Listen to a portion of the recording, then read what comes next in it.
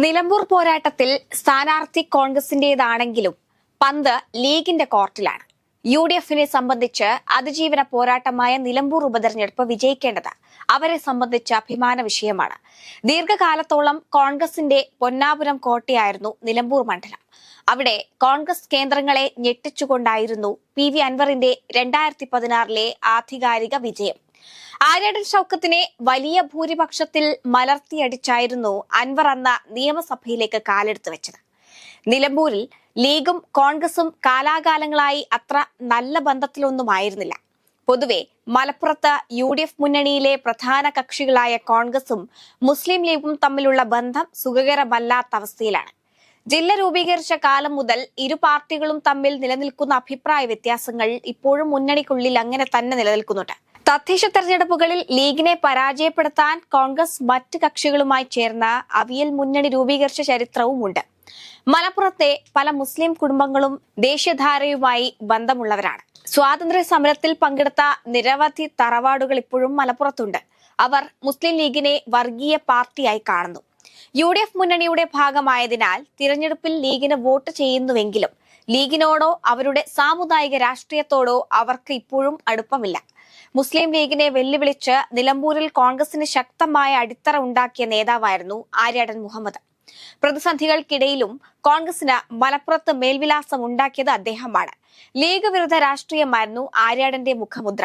പാണക്കാട്ടെ നിർദ്ദേശങ്ങൾക്ക് കാതോർക്കാതെ അദ്ദേഹം ഭയമില്ലാതെ രാഷ്ട്രീയ പ്രവർത്തനം നടത്തി. 3 പതിറ്റാണ്ടിലേറെ MLAയും മന്ത്രിയുമായിരുന്ന ആര്യാടന് മുന്നിൽ ലീഗിന്റെ എതിർപ്പുകൾ ദുർബലമായി. ആരുടെയും മുന്നിൽ തല കുനിക്കാത്ത നേതാവായിരുന്നു അദ്ദേഹം. ഇടതുപക്ഷത്തിന് വേരോട്ടമുണ്ടായിരുന്ന നിലമ്പൂരിൽ കോൺഗ്രസിനെ വളർത്തിയ നേതാവായിരുന്നു ആര്യാടൻ. രാഷ്ട്രീയത്തിൽ എന്നും നിലപാടുകൾ ഉയർത്തിപ്പിടിച്ച പൊതുപ്രവർത്തകൻ എന്ന നിലയിൽ എതിരാളികൾ പോലും അദ്ദേഹത്തെ അംഗീകരിച്ചു. നിലമ്പൂർ MLA ആയിരുന്ന കുഞ്ഞാലി കൊല്ലപ്പെട്ട കേസിൽ പ്രതിയായെങ്കിലും പിന്നീട് നിരപരാധിയാണെന്ന് തെളിഞ്ഞു. തുടർന്ന് ആര്യാടൻ കോൺഗ്രസിന്റെ പ്രധാന നേതാവായി വളർന്നു. ഇടതു ട്രേഡ് യൂണിയൻ സംഘടനയായ AITUC നേതാവായാണ് അദ്ദേഹം പൊതുരംഗത്ത് സജീവമായത്. A ഗ്രൂപ്പിനൊപ്പം നിന്ന് അദ്ദേഹം AK ആന്റണി ഇടതുപക്ഷത്തെ പിന്തുണച്ചപ്പോൾ അവിടേക്കും എത്തി. ലീഗിനെ രൂക്ഷമായി വിമർശിച്ച കോൺഗ്രസ് നേതാവായിരുന്നു അദ്ദേഹം. മലപ്പുറം ജില്ല രൂപീകരിച്ചപ്പോൾ ആദ്യ DCC പ്രസിഡന്റായിരുന്നു. 4 തവണ മന്ത്രിയായി. 2016 ആരോഗ്യം മോശമായതിനാൽ അദ്ദേഹം രാഷ്ട്രീയത്തിൽ നിന്നും വിരമിച്ചു. തുടർന്ന് മകൻ ഷൗക്കത്തിന് കോൺഗ്രസ് സീറ്റ് നൽകി. എന്നാൽ ഇടത് കുടുംബ രാഷ്ട്രീയം എന്ന ആരോപണത്തിന് കാരണമായി. PV അൻവർ ഈ അവസരം മുതലെടുത്ത ഷൗക്കത്തിനെതിരെ രംഗത്തെത്തി. ഇടതുപക്ഷം അൻവറിനെ പിന്തുണച്ചു. ആര്യാടന്റെ പിൻഗാമിയായി എത്തിയ ഷൗക്കത്തിനെ നിലമ്പൂർ കൈവിട്ടു. അൻവർ വിജയം ആവർത്തിക്കാതിരിക്കാൻ കോൺഗ്രസ് ഷൗക്കത്തിനെ മാറ്റി VV പ്രകാശിനെ സ്ഥാനാർത്ഥിയാക്കി. എന്നാൽ അദ്ദേഹവും പരാജയപ്പെടുകയായിരുന്നു. തുടർന്ന് DCC പ്രസിഡന്റാകാൻ ഷൗക്കത്ത് ശ്രമിച്ചെങ്കിലും VS ജോയി പ്രസിഡന്റായി. അൻവർ CPMുമായി അകന്നതോടെ ജോയിയുടെ അടുത്ത ആളായി മാറി. അൻവർ MLA സ്ഥാനം രാജിവെച്ചപ്പോൾ ജോയിയാണ് സ്ഥാനാർത്ഥിയാക്കാൻ നിർദ്ദേശിച്ചത്. ഇതുതന്നെ അൻവറിന് ഷൗക്കത്തിനോടുള്ള എതിർപ്പും ജോയിയോടുള്ള താല്പര്യവും തുറന്നു കാട്ടുന്നതായിരുന്നു. ഷൗക്കത്തിനെ ഉപതെരഞ്ഞെടുപ്പിൽ സ്ഥാനാർത്ഥിയാക്കാൻ നീക്കം നടക്കുമ്പോൾ അൻവർ ജോയിക്കായി വാദിച്ചു.